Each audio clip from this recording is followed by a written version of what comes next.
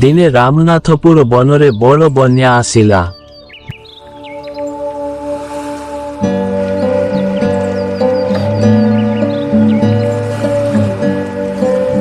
ଜଳସ୍ତର ବଢି ଯାଉଥିବାରୁ ପଶୁପକ୍ଷୀଙ୍କ ଘର ନଷ୍ଟ ହେଇଗଲା।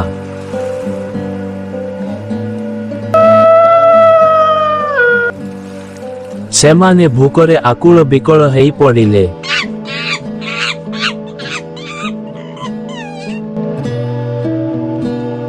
ରାମନାଥପୁର ବନ ପାଖରେ ଥିବା ଚିତ୍ରକୂଟ ଅରଣ୍ୟର ପଶୁମାନେ ଏହି ଦୁଃଖଦ ଖବର ଶୁଣି ବହୁତ ଦୁଃଖିତ ହେଲେ।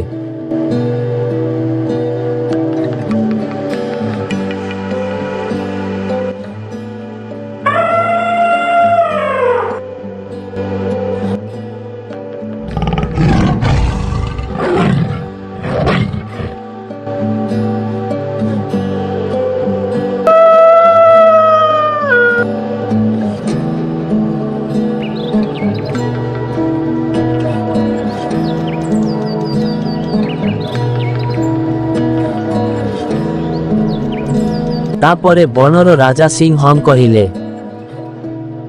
ଆରେ ବିଲୁଆ, ତମେ ଯୋ ସବୁ ପଶୁ ପକ୍ଷୀ ମାନଙ୍କୁ କହିଦେବ। ସିଂହମ୍ ରାଜା ପଠେଇଛନ୍ତି, ସଭାରେ ସବୁ ପଶୁ ପ୍ରାଣୀ ମାନେ ଉପସ୍ଥିତ ରହିବେ।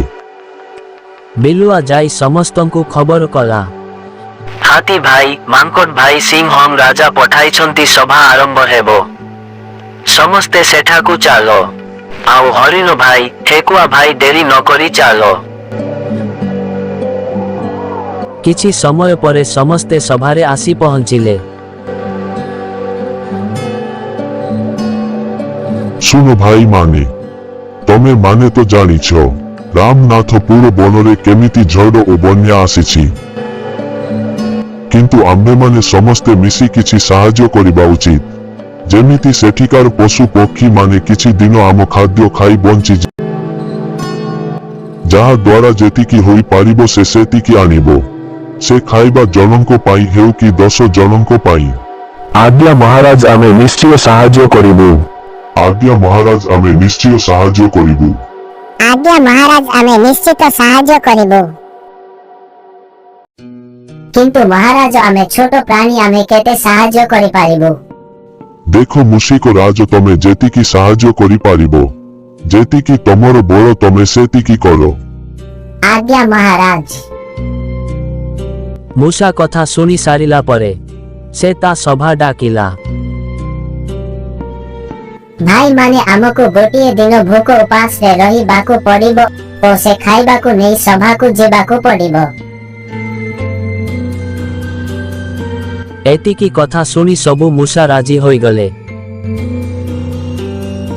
ସେଦିନ ରାତି ପାଇ ସକାଳ ହେଲା। ସବୁ ମୂଷା ନିଜ ନିଜର ଖାଦ୍ୟ ଆଣି ଗୋଟିଏ ଜାଗାରେ ରଖିଦେଲେ। ମୂଷିକ ରାଜ ଖାଦ୍ୟ ଦେଖିଦେଲେ ଓ ତାପରେ ଚିନ୍ତାରେ ପଡ଼ିଗଲେ। ଆରେ ଇଏ ତ ସତରେ କେତେ କମ୍ ଖାଦ୍ୟ। ମୁଁ ଏତିକି ଖାଦ୍ୟ ନେଇ କେମିତି ସଭାକୁ ଯିବି? ସେଠି ତ ସମସ୍ତେ ଦେଖିକି ହସିବେ। କିନ୍ତୁ ସେ ସିଂହମ୍ ରାଜାଙ୍କ କଥା ମନେ ପଡ଼ିଲା। ମୂଷିକ ରାଜ, ତମେ ଯେତିକି ସାହାଯ୍ୟ କରିପାରିବ, ଯେତିକି ତମର ବଳ ତମେ ସେତିକି କର। ନା, ଏଥିରେ ଲଜ୍ଜିତ ହେବାର କିଛି ନାହିଁ। ମୋ ବଳ ଯେତିକି ପାଇଲା ସେତିକି ଦେବି। ମୂଷା ଯାଇ ପହଞ୍ଚିଲା ପଶୁ ପକ୍ଷୀଙ୍କ ସଭାରେ। ମୂଷା ମାନଙ୍କର ଖାଦ୍ୟ ଦେଖି ସମସ୍ତେ ଟାଇ ଟାପରା କଲେ। ବାଘ ମଉସା କିନ୍ତୁ ଛୋଟ କଥାକୁ ନେଇ ଅଧିକ କଥା କହିଲେ ମୂଷାକୁ। ସେସବୁ କଥା ଶୁଣି ବହୁତ ଖରାପ ଲାଗିଲା ମହାରାଜ ସିଂହଙ୍କୁ। ଆରେ ଦେଖ ରେ ଦେଖ, ସଭିଏ ଦେଖ, ମୂଷା ଭାଇ ଆମର କେତିକି ଖାଇବା ନେଇ ଆସିଛି। ଆଚ୍ଛା ମୂଷା ଭାଇ, ଏହି ଖାଇବା କଣ ଆରପଟେ ଜଙ୍ଗଲରେ ଥିବା ମୂଷା ମାନଙ୍କୁ ଦିଆହେବ? କେବଳ ସେଇମାନେ ଖାଇବେ ଆକୁ।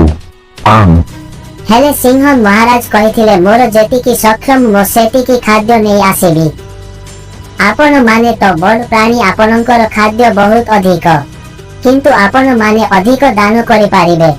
କିନ୍ତୁ ଆମର ତ ଖାଦ୍ୟ ଏତିକି, ଆମେ ତ ଗୋଟେ ଦିନର ଖାଦ୍ୟ ବଳିଦାନ କରିଛୁ। ବ୍ୟସ୍ତ ହୁଅନି ମୂଷିକ ରାଜ, ଯାହା କରିଛ ତମେ ଭଲ କରିଛ। ମହାରାଜ, ଏତିକି ଖାଦ୍ୟରେ କଣ ହେବ? ଆକୁ କଣ ପୋକଜୋକ ଖାଇବ? ବାଘକୁ ପନେ ଦେବାକୁ ପଡ଼ିବ। ବହୁତ ଉଦ୍ଧତ ହେଉଛି। କିଛି ଦିନ ବିତିଗଲା ପରେ ଦିନେ ସିଂହ ମହାରାଜ ବାଘ ମଉସାଙ୍କୁ ଘରକୁ ଖାଇବାକୁ ଡାକିଲେ।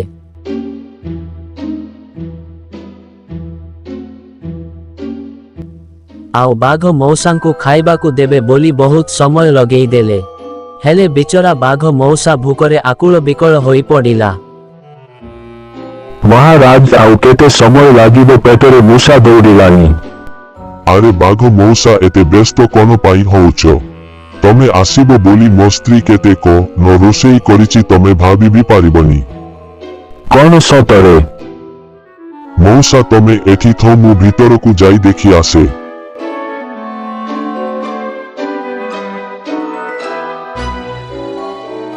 ତାପରେ ବାଘ ମଉସା ତାଙ୍କ ପ୍ରହରୀ ବିଲୁଆକୁ ଡାକି ପଚାରିଲେ, ଆରେ ଭାଇ, ଆଜି କଣ ହେଇଛି ରୋଷେଇରେ? କଣ କହିବି ରେ ଭାଇ, କେତେ ମିଠା କେତେ ପିଠା, କ୍ଷୀରି ପୁରୀ, ମାଛ ମାଉଁସ, ଏଇ ତ ମୁଁ ଦେଖିକି ଆସିଲି। ତମ ପାଇଁ ଗରମ ଗରମ ଲଡୁ ତିଆରି ହେଉଛି। ଏ କଥା ଶୁଣି ବାଘ ମଉସା ପାଟିରୁ ଲାଳ ବହିଲା। ସେ ଆଉ ଭୋକରେ ରହି ପାରିଲା ନାହିଁ। ଏତିକି ବେଳେ ସିଂହ ମହାରାଜ ଆସି ପହଞ୍ଚିଲେ। ପ୍ରହରୀ ଯାଅ ଭିତରୁ ବାଘ ମଉସାଙ୍କ ପାଇଁ ଖାଇବା ନେଇକି ଆସ।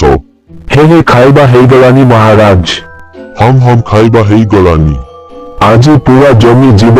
କେତେ କଣ ଖାଇବାକୁ ମିଳିବ? କେତେ ପ୍ରକାରର ଖାଦ୍ୟ ଆସିବ ମୋ ପାଇଁ? ଏ କଣ ମହାରାଜ, ଏତିକି ଖାଦ୍ୟ? ତା ଛଡା ଆପଣ ଓ ଆପଣଙ୍କ ପ୍ରହରୀ କହିଲେ ଯେ କେତେ କଣ ରୋଷେଇ ହେଇଛି, କ୍ଷୀରି ପୁରୀ, ମିଠା ମାଂସ କେତେ କଣ, ଆଉ ମତେ ଏତିକି ଦେଉଛନ୍ତି? କଥା କଣ କି ଆମେ ଯାହା ରୋଷେଇ କରିଛୁ କଣ ସବୁ ତମକୁ ଦେଇଦେବୁ? ମହାରାଜ, ମୁଁ ଅତିଥି। ଅତିଥି ଯଦି ଅତିଥି ହିସାବରେ ରୁହ, ଯାହା ମିଳିଲା ତାହା ଖାଅ। ଏଇଟା ଠିକ କଥା ନୁହେଁ ମହାରାଜ, ଆପଣ ମତେ ଅପମାନ କରୁଛନ୍ତି। ଆଉ ସେଦିନ କଥା ମନେ ଅଛି ଯେତେବେଳେ କମ୍ ଖାଦ୍ୟ ପାଇଁ ମୂଷାକୁ ଅପମାନ କରୁଥିଲ? ଆରେ ଦେଖ ସଭିଏ ଦେଖ, ମୂଷା ଭାଇ ଆମର କେତିକି ଖାଇବା ନେଇ ଆସିଛି। ଆଚ୍ଛା ମୂଷା ଭାଇ, ଏଇ ଖାଇବା କଣ ଆରପଟେ ଜଙ୍ଗଲରେ ଥିବା ମୂଷା ମାନଙ୍କୁ ଦିଆହେବ? କେବଳ ସେଇମାନେ ଖାଇବେ ଆକୁ? ମୋର ଭୁଲ ହେଇଗଲା ମହାରାଜ, ମତେ କ୍ଷମା କରନ୍ତୁ। ମୁଁ ନ ଜାଣି ସେଦିନ ମୂଷାକୁ କେତେ କଥା କହିଥିଲି। ମନେ ରଖ, ସବୁ ପ୍ରାଣୀଙ୍କର କିଛି ନା କିଛି ଗୁଣ ଅଛି। ସମସ୍ତଙ୍କର ପ୍ରକୃତି ପାଇଁ କିଛି ଅବଦାନ ଅଛି। ତେଣୁ କାହାକୁ ଛୋଟ ଭାବିବା ଠିକ ନୁହେଁ। ସତରେ ପୃଥିବୀରେ ସବୁ ପ୍ରାଣୀଙ୍କର ସତ ସତିକା ସ୍ଥାନ ଅଛି।